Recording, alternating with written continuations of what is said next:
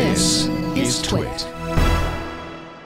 The Federal Communications Commission apparently intends to reclassify internet providers as common carriers, the designation that provides maximum net neutrality and that would ban the practice of charging more for so-called internet fast lanes. Jeff John Roberts writes about law and public policy for GigaOM, and he joins us now to talk about this unsettling or actually exciting turn of events. How you doing, Jeff? I'm doing real good, Mike. How are you doing? I'm doing great, thanks. Now, I got the feeling last year that Chairman Tom Wheeler and the FCC were strongly against Title II reclassification. What changed? Yeah, I think it's one of the most surprising stories of the year, because when this was coming, everyone said, Wheeler's a cable industry guy, this ain't happening. And lo and behold, a gradual sea change. I think you can point to late in the game, the president stepping in and calling for it. But before that, the public took an interest in it, because this is, or it was, a really difficult topic for a lot of people. And now, like, you know, my aunts are talking about it. My girlfriend's talking about it. People who are not tech people are interested in net neutrality. And I think this got a push with a well-run campaign by the net neutrality advocates. And also, I think a big assist from John Oliver, who helped make it mainstream. But go figure, we're suddenly where no one thought we'd be a year ago. So, Jeff, what does that mean for Main Street USA, for our friends who are not tech gurus? What does it mean for them in terms of the outcome here, potentially?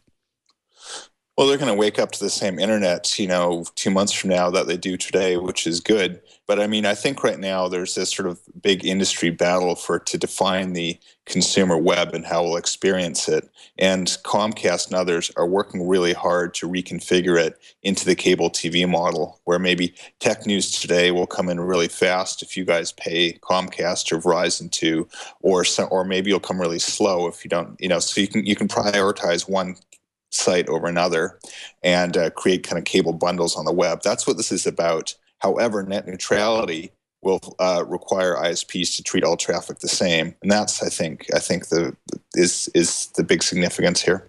Now, the major distinction that has to be made here is the connection between the internet provider and the user is one part of the equation, and then the connection between the content creators like Netflix and YouTube, which are the two biggest, and the internet provider.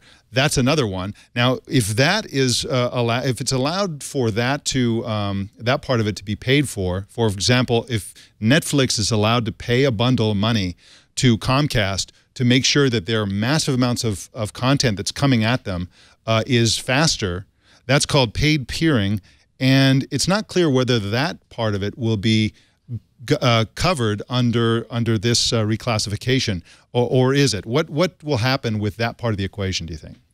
Yeah, you've put your finger on it. That's a really good point, because on the consumer end, it's very clear they won't be able to block certain websites or speed up others where the consumer is, but you're right, a layer deeper or at the peering level of the internet.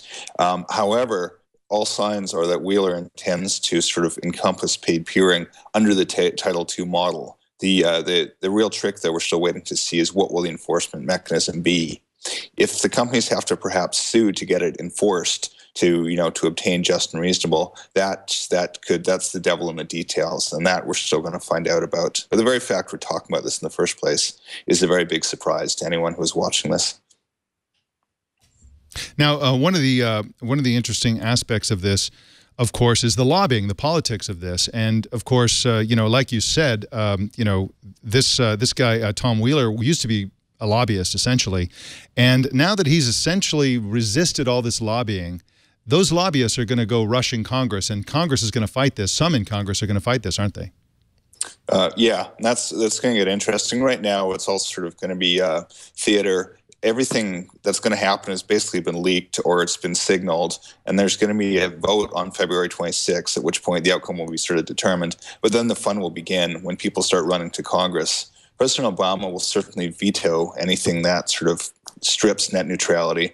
And where it's going to get really ugly, though, is I've heard rumors that perhaps congressional Republicans will try to pack something into an appropriations bill. Perhaps next time, Congress has to fund the armed forces, if they tuck a provision in there, and that's something that President Obama won't be able to veto. So that's where the end game lies, I think. But part of it will be, as more people get aware of the issue, it's becoming sort of politically toxic to side with the big ISPs like Comcast and Verizon, which are companies that are very unpopular with Americans.